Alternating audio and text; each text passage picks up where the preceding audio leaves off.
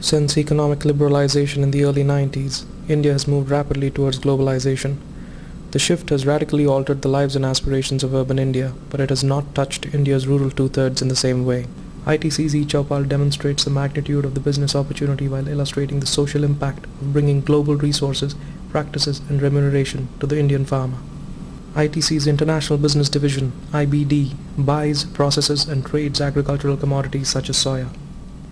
Tactically, IBD had an inadequate supply chain. Soya was sold by farmers in government-authorized market yards called mandis. The buyers were agents who acted as middlemen and resold the grain to IBD. Auction होता था वहाँ, खुला auction होता था. हर trolley के ऊपर व्यापारी और मंडी का कर्मचारी जाते थे और वो 5-5, 10-10 पैसे, 25-25 पैसे बढ़ाते थे. तो बड़ी शर्म आती थी उस समय कि भाई हमारी औकात हम 50,000 या 25,000 का इसमें माल लेके आए हैं, ये 25 पैसे उसके. तो हम लोगों को बड़ा गुस्सा भी आता था, लेकिन करें क्या, मजबूर थे उस समय. तो हमारे पास ऑप्शन तो उस समय था नहीं. ये हालत होती थी उस समय. और इसके बाद फिर व्यापारी अपने घर लेके गया. तुलाई आज भी मंडी, हमारी जो मंडी हमारे यहाँ लगती है, उसमें तुलाई मंडी में नहीं होती. ऑक्शन हुआ, इसके बाद वो व्यापारी के घर पे ट्रॉली गया, वहाँ बैग्स भराएंगे और बैग्स भराने के बाद में फिर तुलाई होती थी वहाँ पे.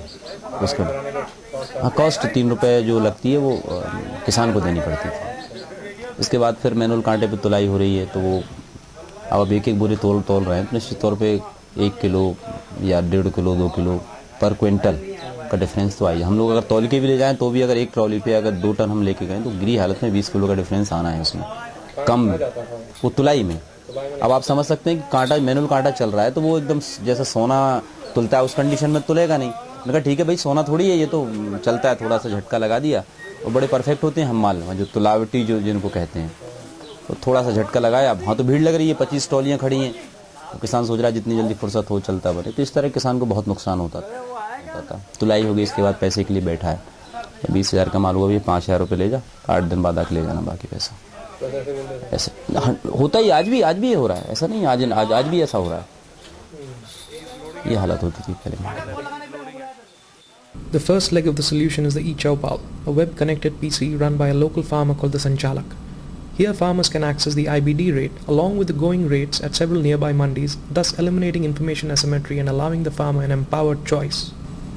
The second leg of the solution is the IBD processing center, where the farmer delivers his produce.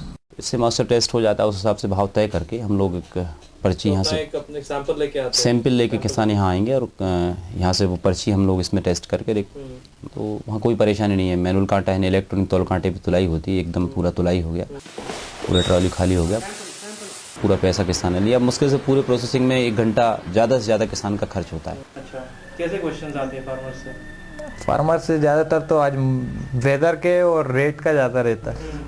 5-6 बजे किसान आ जाते हैं. अच्छा. मैं तो इसी रूम में सोता हूँ. तो सुबह 6 बजे मतलब किसान ही आके उठाता है मुझे, घर वाले नहीं उठाते सर. मजाक नहीं कर रहा हूँ मैं, किसान ही आएगा. अरे यार भैया तुम सो रहा है यार, ये गेहूँ देखना है. इसी में मैं जो है मैक्सिमम टाइम मेरा एक तो सीबोर्ड की रिपोर्ट देखता हूँ मैं, एग्रीवाच का कुछ किसान वाच, ये शिकागो बोर्ड ऑफ ट्रेड जो है, डेली देखने से उसका एक आइडिया मालूम पड़ता है फ्यूचर ट्रेंड क्या हो सकता है मार्केट का. और उस हिसाब से मैंने यहाँ के किसानों को सजेशन भी दिए हैं और उससे बेनिफिट भी मिला है. ये किसान है, ये अपना माल 1,000 में बेचने के लिए तैयार थे, इनको रोक दिया हमने कि भैया अभी माल अभी बेचना नहीं अपने को. वही माल इनका 1,300 रुपये में बिका कुछ दिनों बाद ही. मैंने पीपल रवा में कम से कम 10 लाख रुपए का बेनिफिट करवाया है केवल सजेशन दे के.